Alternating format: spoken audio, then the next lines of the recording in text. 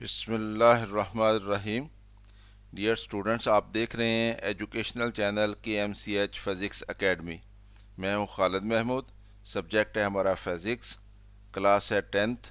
हम इसकी एक्सरसाइज के क्वेश्चंस कर रहे हैं। आज हमने यूनिट नंबर 12 का क्वेश्चन नंबर 12.10 करना है। यूनिट नंबर 12 है ज्योमेट्रिकल ऑप्टिक्स। देखते हैं क्वेश्चन नंबर 12.10 क्या है। Question number 12.10, what is critical angle. हमें बताना है कि क्रिटिकल एंगल क्या होता है। Derive a relationship between the critical angle and the refractive index of a substance.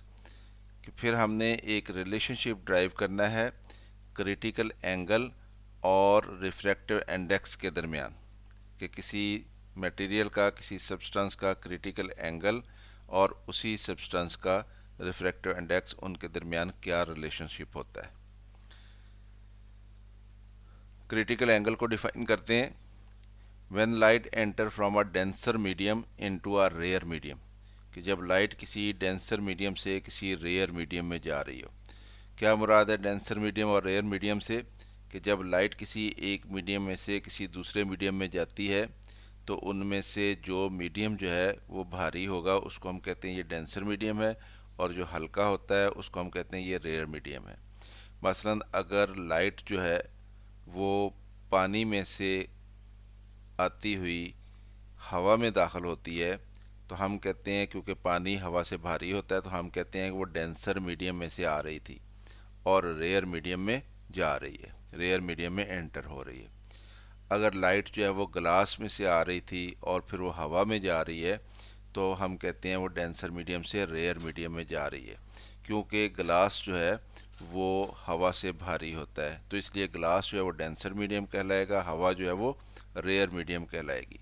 तो इस तरह से जब भी लाइट जो है वो एंटर होती है डेंसर मीडियम से रेयर मीडियम में तो क्या होता है, eight a particular angle of incidence.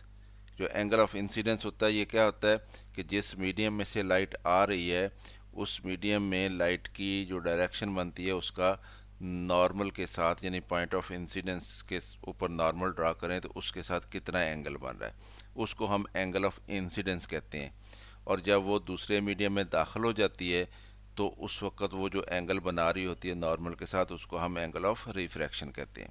तो eight a particular angle of incidence the angle of refraction becomes 90 degree. यानी एक ख़ास एंगल ऑफ इंसिडेंस पे जाके एंगल ऑफ रिफ्रैक्शन जो है वो 90 डिग्री हो जाता है। The angle of incidence for which the angle of refraction becomes 90 degree is called critical angle. यानी उस एंगल ऑफ इंसिडेंस को हम क्रिटिकल एंगल कहते हैं जिसका मतलब का एंगल ऑफ रिफ्रैक्शन जो है वो 90 डिग्री हो जाए, और उसको C से ज़ाहिर किया जाता है। Critical angle is denoted by C। तो एक दफ़ा इसको फिर देख लें। When light enter from a denser medium into a rare medium. कि जब लाइट किसी डेंसर मीडियम से रेयर मीडियम में जा रही हो, at a particular angle of incidence, किसी ख़ास एंगल ऑफ इंसिडेंस पे जाके the angle of refraction becomes 90 degree. तो एंगल ऑफ रिफ्रैक्शन जो है वो 90 डिग्री हो जाता है। The angle of incidence for which the angle of refraction becomes 90 degree is called critical angle. यानी वो एंगल ऑफ इंसिडेंस जिसके मुतलका एंगल ऑफ रिफ्रैक्शन जो है वो 90 डिग्री हो जाए उसको हम कहते हैं ये क्रिटिकल एंगल है। Critical angle is denoted by C, उसको हम सी से ज़ाहिर करते हैं। तो चलते हैं क्वेश्चन के दूसरे पार्ट की तरफ। दूसरा पार्ट में क्या कहता था, रिलेशनशिप मालूम करना है बिटवीन क्रिटिकल एंगल सी और रिफ्रैक्टिव इंडेक्स को हम एन से ज़ाहिर करते हैं। तो रिफ्रैक्टिव इंडेक्स एन और क्रिटिकल एंगल सी जो है इनका आपस में क्या रिलेशनशिप होता है ये देखना है हमने। अब हमने रिफ्रैक्शन के लॉज पढ़े हैं, उनमें से फर्स्ट लॉ ये कहता था कि इंसिडेंट रे, रिफ्रैक्टेड रे और नॉर्मल पॉइंट ऑफ इंसिडेंस पे वो तीनों एक ही प्लेन में वाक़ होते हैं। और जबकि दूसरा लॉ क्या कहता था, दूसरा लॉ ये कहता था कि sine of angle of incidence और sine of angle of refraction, इनकी रेशो जो है वो कांस्टेंट रहती है टू पर्टिकुलर मीडियम्स के लिए, और इसको हम स्नेल्स लॉ भी कहते थे, सेकंड लॉ को। तो according to Snell's law, when light enter from air into glass, फ़र्ज़ कर लें कि एयर से ग्लास में एंटर हो रही है, तो उस स्नेल्स लॉ के मुताबिक क्या होता है, the refractive index of glass is given by, तो ग्लास का रिफ्रैक्टिव इंडेक्स कैसे निकलता है, n is equal to sine I over sine R. तो एंगल आई किस में होगा, एयर में होगा, और एंगल आर किस में होगा, ग्लास में होगा, और रिफ्रैक्टिव इंडेक्स किसका निकलेगा, ग्लास का निकलेगा, यानी सेकंड मीडियम का रिफ्रैक्टिव इंडेक्स निकलेगा। तो ये n रिफ्रैक्टिव इंडेक्स है और ये बराबर होगा sine I over sine R जब लाइट जो है वो एयर से ग्लास में जा रही हो। तो इसको हम इक्वेशन नंबर 1 कह लेते हैं स्नेल्स लॉ को। अब when light enter from glass to air, जब इसका उलट हो जाता है कि लाइट जो है वो एयर से ग्लास में जाने की बजाय वो ग्लास से एयर में जाएगी, यानी इंसिडेंट रे ग्लास में होगी और रिफ्रैक्टेड रे जो है वो एयर में होगी, तो फिर ये इक्वेशन नंबर 1 जो है वो इस तरह से हो जाती है, यानी इसका फिर रेसिप्रोकल आ जाता है, 1/n is equal to sine I over sine R हो जाएगा। फिर तो ये स्नेल्स लॉ की फॉर्म ये बन जाएगी, 1/n is equal to sine I over sine R. तो ये इसको हम इक्वेशन नंबर 2 कह लेते हैं। अब इस इक्वेशन में when angle I will become C, यानी ये एंगल ऑफ इंसिडेंस जो है अब ये किस में है, ये ग्लास में है। अब इस एंगल को अगर हम सी कर देंगे तो एयर में फिर उसका एंगल कितना बनेगा, आर, एंगल ऑफ रिफ्रैक्शन वो 90 डिग्री हो जाएगा, यानी जब आई क्रिटिकल एंगल हो जाएगा तो एंगल ऑफ रिफ्रैक्शन 90 डिग्री हो जाता है। ये क्रिटिकल एंगल की डेफिनेशन के मुताबिक है। तो अगर हम इन दोनों की ये वैल्यूज़ यहाँ पे पुट कर दें, यानी आई की बजाय हम सी पुट कर दें, यानी क्रिटिकल एंगल हो जाए, तो आर जो है वो 90 डिग्री हो जाएगा। तो ये इक्वेशन बन जाएगी 1/n is equal to sine C over sine 90, इस तरह से।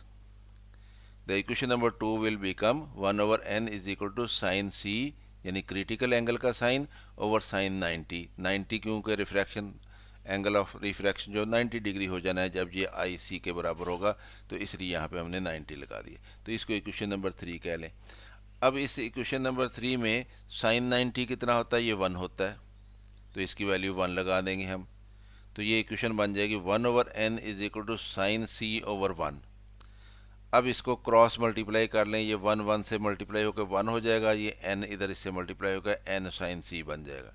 तो by cross multiplication n sine C is equal to 1 हो गया, और हमने यहाँ पे n को इधर रखें, साइन सी को अगर दूसरी तरफ ले जाएं तो ये दूसरी तरफ जाके 1 को डिवाइड करेगा, तो n is equal to 1 over sine C. ये इक्वेशन नंबर 4 आ गई, और ये हमारे पास रिलेशनशिप आ गया, ये रिफ्रैक्टिव इंडेक्स है उसी का ग्लास का, और ये क्रिटिकल एंगल है उसी का ग्लास का। तो किसी भी मीडियम के लिए ये वैलिड है इक्वेशन कि कोई भी मीडियम होगा तो उसका जो रिफ्रैक्टिव इंडेक्स होता है n, वो बराबर होता है 1 ओवर साइन सी, यानी उसके क्रिटिकल एंगल के साइन के रेसिप्रोकल के बराबर उसका रिफ्रैक्टिव इंडेक्स होता है। तो ये रिलेशनशिप हमारे पास आ गया कि किसी भी मीडियम का रिफ्रैक्टिव इंडेक्स उस मीडियम के क्रिटिकल एंगल के साइन के रेसिप्रोकल के बराबर होता है। तो ये रिज़ल्ट निकला हमारा, ये रिलेशनशिप हमारे पास निकल आया। तो यही हमने मालूम करना था कि रिफ्रैक्टिव इंडेक्स किसी मीडियम का और उस मीडियम का क्रिटिकल एंगल जो है उनके दरमियान क्या रिलेशन होता है। तो the equation number 4 gives the relationship between refractive index n of a medium and it's critical angle c। The equation number 4 shows that the refractive index n of a medium is equal to the reciprocal of sine of its critical angle c। कि ये equation ये show करती है कि किसी भी medium का refractive index जो है वो उस मीडियम के क्रिटिकल एंगल के साइन के रेसिप्रोकल के बराबर होता है। तो इस तरह से स्टूडेंट्स हमने ये क्वेश्चन सॉल्व कर लिया। उम्मीद है आपको इसकी समझ आई होगी। ख़ुद भी देखें, दोस्तों के साथ इसको शेयर भी करें ताकि वो भी इससे फ़ायदा उठा सकें। अगर अभी तक चैनल सब्सक्राइब नहीं किया तो सब्सक्राइब कर लें ताकि KMCH फिज़िक्स एकेडमी की तरफ से आपको इस तरह की मज़ीद वीडियोस मिलती रहें। अगर कोई वीडियो पसंद आए तो उसको लाइक भी कर लिया करें। मेरी तरफ से अल्लाह हाफ़िज़, शाद रहें, आबाद रहें।